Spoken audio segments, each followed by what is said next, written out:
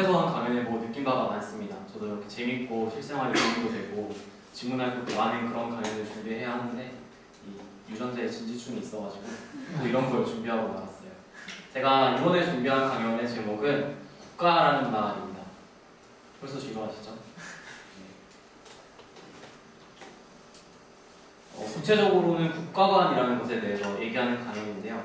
국가관이 뭐냐면 쉽게 말하면 이런 거예요. 국가란 어떤 것이고 어떻게 운영되어야 하는가 라는 질문에 대해서 자기의 가치관을 만들어가는 강연이면 좋겠는데 우리가 살면서 누가 이런 걸 생각하고 살아요. 그쵸? 우리 먹고 살기도 힘들고 알바도 해야 되고 뒤풀이도 가야 되는데 근데 생각을 하고 살더라고요. 어떤 사람들이. 이게 제가 사진을 여러 개 가져왔어요. 위에 두 개는 12대 사진이고요. 뭐 뉴스 캡처해 온 것도 있고 인터넷 뉴스도 있고 포스터도 있어요. 공통적으로 보이는 단어나 표현이 있죠. 어떤 건가요? 맞아요. 제일 첫 번째 보이는 건 우리가 다 알고 있는 촛불 집회 사진이고 두 번째는 지금 정부를 비판하는 시위의 사진이고요. 세 번째는 음란 사이트를 차단하려고 정책을 바꾸니까 이게 나라냐 하는 말도 안 되는 기자의 사진이고요. 밑에 있는 기사는 뉴스 캡처는 이제 북한이랑 관계가 되게 좋아지고 있잖아요. 관계가 좋아지다 보니까 북한의 고위 간부들이 외교 회담을 하려고 우리나라에 와요. 근데 군사적인 갈등이 있다 보니까 전사하신 분들이 있잖아요. 공사님들이 계신데 그분들의 유가족의 입장에서는 굉장히 서운할 수 있는 거죠. 저렇게 말할 수 있습니다. 충분히. 네 번째는 이건 어떤 인권에 관련된 거죠. 인권에 관해서 좀 더 큰 열의를 가지고 계신 분들, 좀 더 적극적으로 참여하고 싶으신 분들이 이런 토론회를 여시기도 합니다. 근데 되게 신기한 거죠. 이게 나라냐라고 말하고 계신데 그 이유가 다 달라요. 그러면 국가가 되게 뭐길래 우리는 국가가 뭐라고 생각을 하길래 아니면 무엇이어야 하길래 저렇게 서로 다른 이유로 이게 나라냐라는 질문을 던지냐는 거죠. 국가란 무엇인가라는 가치관을 가지고 있으면 이런 효과가 있습니다. 국가랑 나의 관계를 어떻게 바라볼지 그리고 우리는 다 대한민국이라는 나라에서 같이 살고 있잖아요. 이 나라에서 어떻게 살아갈 것인지에 대해서 조금 깊이 생각을 해볼 수 있어요. 그런 도움이 됐으면 좋겠다라는 생각이 준비한 강연이고요. 제 강연의 주된 흐름은 국가는 무엇이고 무엇이어야 하는가라는 고민을 같이 해봤으면 좋겠다라는 내용이에요. 근데 되게 아이러니하긴 한데 우리가 지금 살고 있는 현대의 국가가 무엇이냐라는 질문에는 어느 정도 대답이 나와 있어요. 아이러니하죠. 근데 그 이유가 뭐냐면 그 나라들의 정체성과 어떤 헌법 구조에 똑같이 영향을 준 어떤 이론이 있어요. 사회계약론이라는 건데요. 쉽게 말하면 그런 거예요. 이제 행복하고 되게 안전하게 살고 싶은 사람들이 어떤 계약을 맺었는데 그런 계약이 모여가지고 국가가 됐다는 거죠. 이론을 발전시켜온 되게 유명한 철학자 세 분이 있어요.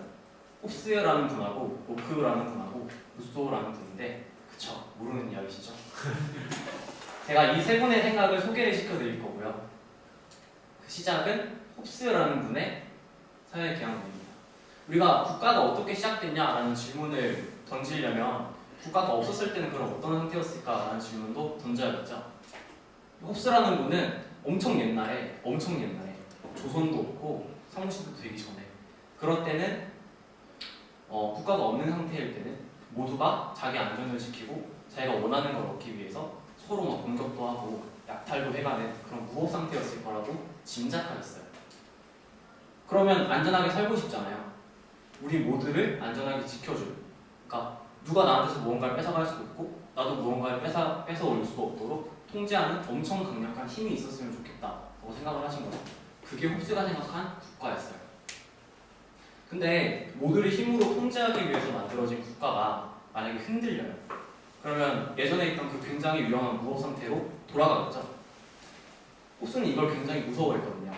그래서 한 번 국가에 빌려준 어떤 권력, 국가에 빌려준 국민의 힘은 다시 돌려받을 수 없어야 한다고 생각했어요. 국가는 굉장히 절대적이고 신성하고 국민보다 위에 있는 존재여야 한다고 생각을 했죠, 이분은. 그러니까 쉽게 표현하면 국가는 무수한 계약의 산물이기는 한데 왕만이 그 나라에 어떤 권리를 가진 사람이 되는 거예요. 권리를 다 빌려주고 국가의 장은 왕이었으니까. 그럼 국민은 뭐냐면 그 왕에 속한 신민일 뿐이라는 거죠. 쉽게 표현하면 이런 거예요. 국가도 신이 만들어준 게 아니고 왕도 신이 내려준 게 아닌데 일단 왕은 필요하다는 거죠. 흔들리면 안 되니까. 근데 뭔가 이상하죠. 조금 다른 생각을 하신 분이 있습니다. 이분은 로크라는 분인데 그 전에 우리가 짚고 넘어가야 하는 게 그 여론도 마찬가지고 이 300년 전에 살았던 이분들도 마찬가지인데 우리는 국가가 없는 상태에 살아본 적이 없어요. 그냥 다 뇌피셜이에요. 이분은 홉스랑 국가가 없었던 상태에 대해서 다르게 생각하세요. 로크는 엄청 국가가 없던 옛날에는 모두가 자유롭게 잘 살고 있었는데 우리가 서로서로 다 자유롭게 살려다 보니까 서로 갈등이 생긴다는 거죠. 그것만 중재해주는 심판관 역할을 하는 게 국가였다라고 하는 거예요. 그 국가를 만들려고 계약을 맺은 거다라는 뜻이었죠. 그러니까 정부는 법을 통해서 우리를 중재해주는 심판관인 거고요. 단순히 심판관 역할을 해야 하니까 법을 만들 수는 있는데 그걸 제한을 해야 돼요. 필요한 경우에만 만들 수 있도록 하는 거죠. 근데 우리 모두의 이해관계와 의견을 반영한 중재는 불가능하잖아요. 그래서 다수파로 구성된 또 대표자로 구성된 정부가 그 역할을 해야 한다고 생각했어요. 로크라는 분은. 그러니까 법을 통해서 국민을 중재를 해주고 또 법을 통해서 권력을 견제하는 어떤 체제를 우리는 법치주의라고 부르죠. 그렇게 불러요. 그리고 모두의 이해관계를 반영할 수는 없으니까 다수파의 대표자가 정부를 구성하는 걸 우리는 대의민주주의라고 부릅니다. 우리 국회의원 선거하잖아요. 쉽게 말하면 이런 거예요. 국가는 그냥 자유와 재산을 지키기 위한 존재인 거예요. 국민한테서 심판을 하고 처벌할 권리를 받긴 했는데 그렇다고 국민보다 위대한 존재는 아니라는 거죠. 그럼 정부가 일을 잘못하면 바꿀 수 있어야 돼요. 왕이 아니거든요. 루소라는 분도 비슷한 생각을 하셨어요. 근데 이분은 조금 더 긍정적이에요. 굉장히 옛날에는 우리 모두 자유롭고 평등하고 별 문제가 없었다고 생각하셨어요. 이분은. 근데 시간이 흐르니까 우리는 재산이라는 걸 소유할 수가 있잖아요. 재산이 많은 사람하고 적은 사람 간에 불평등이 생겼다는 거죠. 생겼는데 우리가 돈이 많은 사람이면 계속 돈이 많고 싶잖아요. 그래서 돈이 없는 사람들 꼬드겨가지고 야 우리가 사회계약이라는 걸 해서 국가를 만들면 너네도 잘 살 수 있어. 거짓말을 해서 국가를 만들었다는 거예요. 바람직하지 않은 국가인 거예요. 그러면 옛날에도 불평등이 없고 평등한 상태로 돌아가는 게 좋은 거잖아요. 돌아가려는 공동선, 착한 마음을 가진 사람들이 모여서 바람직한 국가, 추구해야 할 국가를 만들어야 한다고 생각을 했어요. 근데 그 공동선이라는 거, 옛날에 그 평등한 상태로 돌아가고 싶은 착한 마음은 남한테 양도할 수가 없는 거예요. 루소의 생각을. 그러면 주권은 오직 우리의 것이죠. 국가가 대신해서 행사해 줄 수 없는 거예요. 우리가 모든 국가의 의사결정에 직접 참여하는 민주주의를 우리는 직접민주주의라고 부르죠. 구성원들의 완전 자치라는 건 국가가 어떤 결정을 대신해 줄 수 없기 때문에 결국 알아서 통치를 하는 거다라는 의미예요. 그러니까 주권은 오직 국민의 것이고 루소의 생각에는 국가는 그냥 국민의 이름을 빌려서 법만 대신 집행을 해주는 거예요. 만약에 국가가, 그러니까 정부가 법을 어기거나 국민의 어떤 권리를 뺏으려 하면 존재할 이유가 없는 거죠. 그런 국가에는 복종할 이유가 없는 거예요. 제가 여기서 혁명이라는 단어를 썼는데요. 정부를 바꿀 수도 있다고 말한 게 로크랑 루소의 생각이 똑같잖아요. 근데 루소의 생각이 조금 더 강해요. 그래서 이걸 우리가 일생생활에서는 안 쓰는 영어로 혁명권을 주장했다고 말하는데 모르셔도 돼요. 뭐 어쨌든 그렇게 해서 사회계약론에 대해서 이야기했던 세 분의 철학자의 생각을 살펴봤어요. 근데 듣다 보니까 생각하기에 우리가 생각하는 국가랑 비슷한 말씀을 하신 분이 있으신 것 같죠? 어떤 분일까요?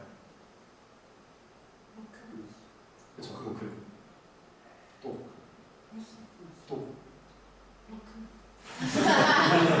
세 명인데 또 있을 수 없고. 맞아요. 우리가 살고 있는 이 나라는 법을 통해서 갈등을 중재하고 권력을 견제하는 법치주의 국가고요. 임무 수행을 못하는 정부나 또 정부 구성원은 국민이 요구를 해서 바꿀 수 있다고 믿는 국가고 또 그렇게 하는 국가죠. 우리는 대통령이랑 국회의원이랑 지자체장이랑 각종 의원은 직접 투표를 해서 뽑는데 법을 만드는 건 우리를 대신해서 한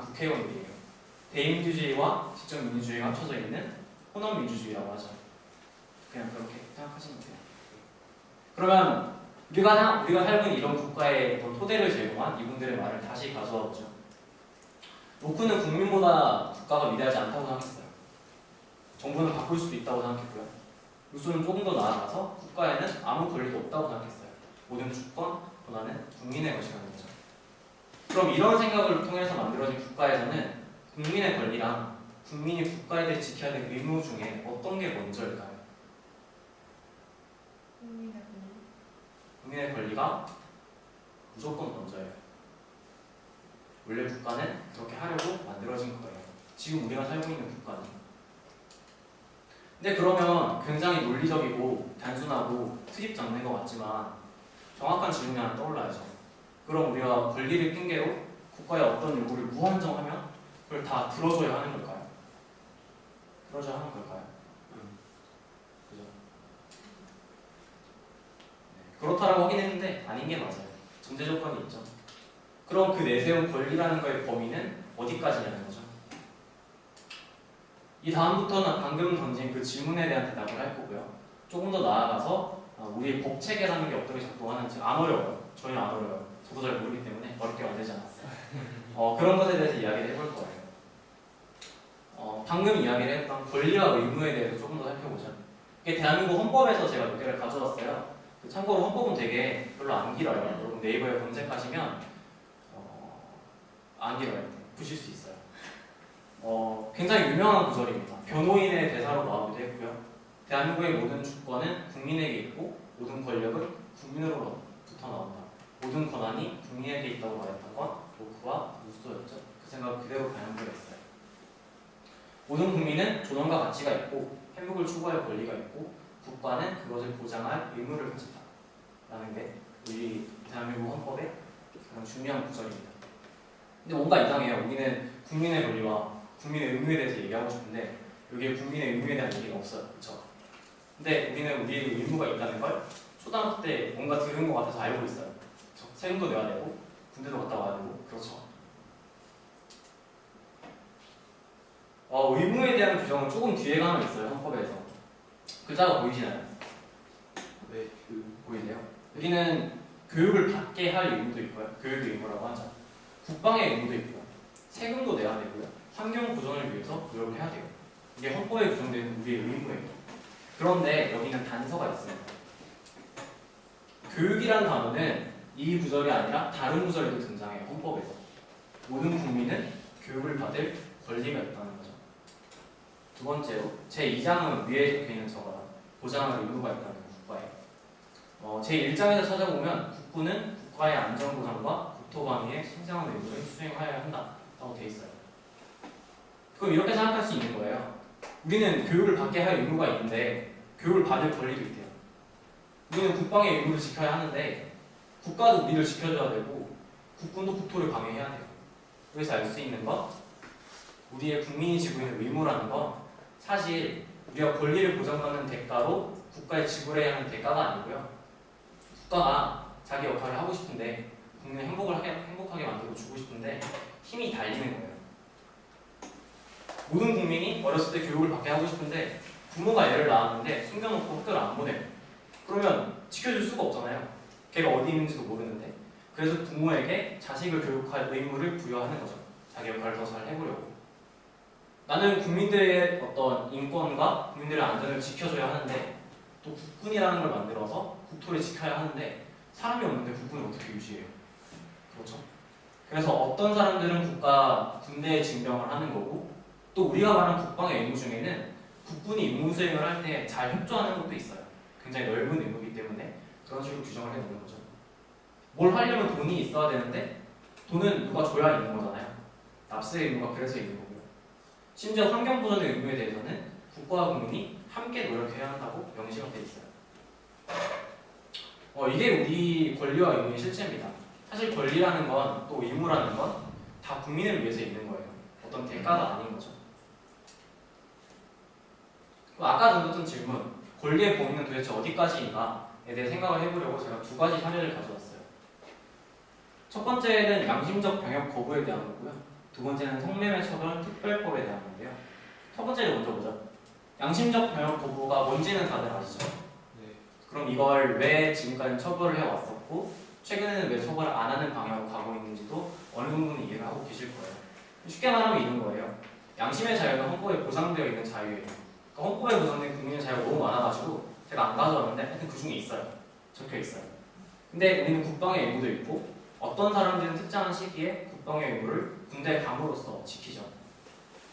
또 군대에 누가 안 가면 가는 사람하고 형평성 문제가 생길 수 있어요. 형평성이 안 지켜지면 내가 피해를 보잖아요.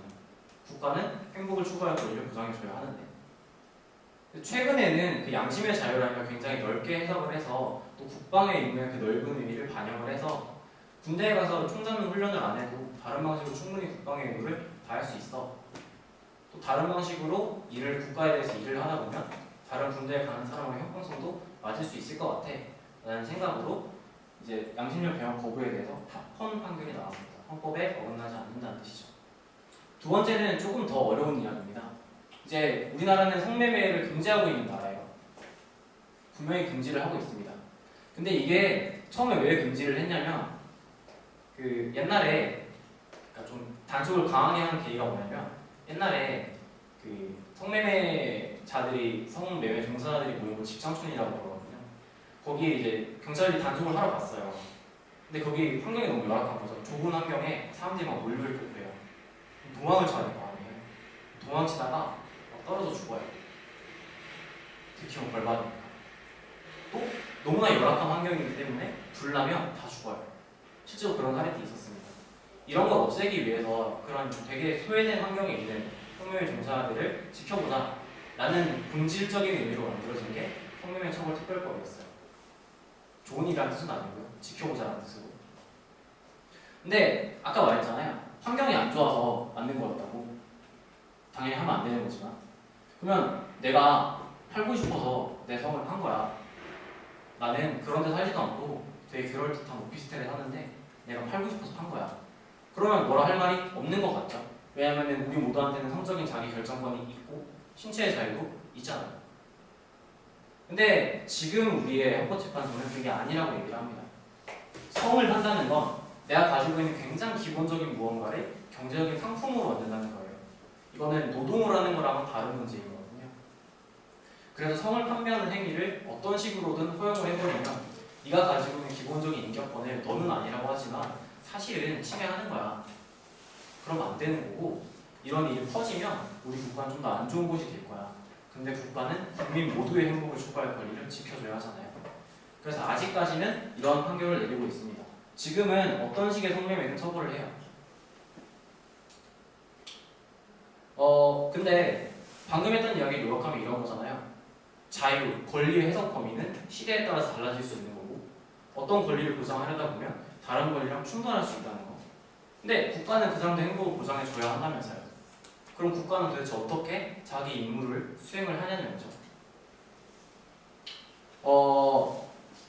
아까 그런 이야기를 했어요. 우리는 무엇을 통해서 갈등이 존재하고 무엇을 통해서 권력을 견제한다고 했죠. 법이었어요. 근데 법이라는 건 단순히 견제를 하고 중재를 하는 용도로만 쓰진 않아요. 법에 대한 어떤 해석 문제는 굉장히 다양하기 때문에 이것만 보고 이해를 하시라고 할 수는 없지만 법에는 이런 보상적인 성격의 법도 있고요. 국민을 어떤 방향으로 유인해내기 위한 법도 분명히 있습니다. 첫 번째는 그래요. 잘 봐두세요. 잠깐 보실 시간을 드리겠습니다. 네. 보셔야 되는 욕분 계신데 뭐죠? 예, 병사 월급이에요. 병사들은 왜 월급을 받나요? 공무를 하니까 받는 거죠. 군대에는 20대의 신체 건강하고 정신적인 질환도 없는 성인 남성이 가요, 대부분. 근데 만약에 군대를 안 갔어요. 안 갔는데 네가 20대에 신체 건강하고 정신 질환이 없는 성인 남성이니까 너한테 매달 40만 원씩 줄게. 그럼 그게 말이 돼요? 아니요. 말이 안 되죠. 이 군인들한테 월급을 주는 이유, 그러니까 징병된 군인들한테 월급을 주는 이유는 그 사람들이 그 시기에 국방의 의무를 지키기 위해서 남들보다 무언가를 더 하고 있기 때문이에요. 보상을 주는 거죠. 이건 굉장히 최근 이슈입니다. 이거 알아두시면 어디 가서 아는 척 하실 수 있어요. 인천에는 그 옐로우하우스라는 집장촌이 있어요. 집장촌이 뭔지 아까 설명드렸죠. 좀 배경 설명이 필요한데 우리나라 성매매가 불법이라면서요. 근데 집장촌이 남아있어요. 그 이유가 뭘까요? 소비자가 있기 때문에 잘못된 거죠. 네. 그러기도 해요. 이게 뭐냐면 집장촌이라는 건 마을이에요. 거기 사는 사람들이 다 성매매를 하고 있는지 몰라요. 그리고 성매매라는 건 현장을 거쳐야 검거를 할 수 있는 거거든요. 그렇죠. 그걸 하고 있는 걸 봐야 되고 돈이 주고 간 흔적을 찾아내야 되고. 근데 그건 굉장히 힘든 일이에요. 그래서 저기 가면 성매매를 하고 있대 라는 걸 다들 아는데 잡을 수는 없어요. 어려워요. 잡기도 하는데 이런 촌이 남아있어요. 근데 그러면 이 촌을 철거하면 될 거 아니에요.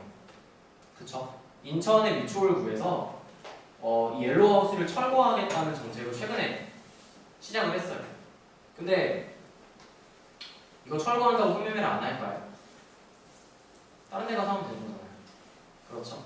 그러면 단순히 철거하는 거 말고 다른 방법이 필요해요. 그래서 이 자활조례라는 게 지원금을 주는 거예요. 성매매 안 하고 사회로 돌아와서 건전한 길로 하면서 돈을 벌면 매달 얼마씩 돈을 줄게 라고 인천 미추홀구에서 그 예산을 책정을 해놨어요. 이게 일종의 유인적인 정책이죠. 마냥 검거를 하고 처벌해야 되는 거긴 한데 그것도 어렵고 마냥 하지 말라고 하자니 어디 가서 할 것 같고 그러면 자의적으로 좋은 방향으로 유도를 하기 위해서 이게 유인적인 정책이에요. 네, 국가는 이런 방식으로 법을 활용을 해서 자기의 의무를 다하고 있습니다. 근데 제가 가져온 사례들이 제가 앞에서 전 여러 번 다 보고 있기 때문에 알아요. 여러분 고개를 몇 번 갸웃거리신 적이 있어요.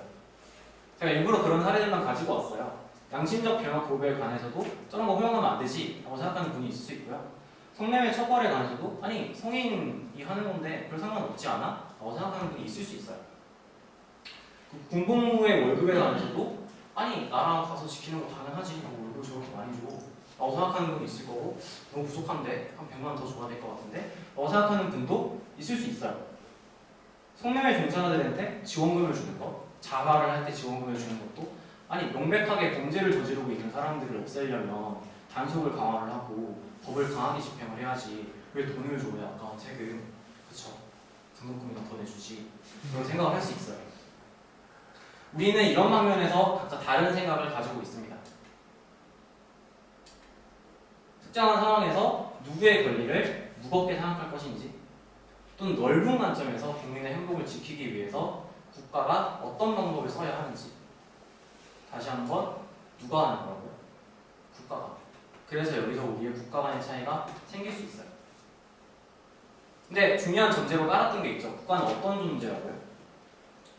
국민은 존엄과 가치가 있고 행복을 추구할 권리가 있고 국가는 그걸 지켜야 하는 존재예요. 이런 약속을 가지고 세부적으로 어떤 권리를 무겁게 생각해야 하고 어떤 방법을 써야 하고 라는 점에서 우리의 국가관은 달라질 수 있는 거예요. 이제 뭐 아는 게 나왔다 그죠? 이거 뭐죠? 되게 말을 많이 하시네요. 처음으로 이렇게 말을 많이 하시는 것 같은데 탕수육 제가 감자튀김 다음으로 좋아하는 탕수육이거든요. 다음 학기에는 탕수육을 해볼까 당연히 생각을 하고 있는데 이 탕수육 되게 바람직한 탕수육이에요. 왜 그렇게요? 구멍이라고 해요. 그쵸? 한숨 쉬는 분이 있어요. 우리가 탕수육을 먹을 때 이거 소스 부어 먹을 건지 찍어 먹을 건지 싸우잖아요. 그쵸? 저는 부어 먹는 게 바람직하다고 생각하는 쪽이에요. 탕수육 원래 부어 먹는 거예요. 그쵸? 원래 부어 먹는 음식이에요. 근데 이견이 있을 수 있어요. 근데 그런 이견이 있으려면 중요한 약속이 하나 있죠. 뭘까요? 탕수육은 돼지고기 튀김은 소스랑 같이 먹는 거야. 그쵸? 그러니까 부어 먹을지 찍어 먹을지 우리 생각이 달라질 수 있는 거예요.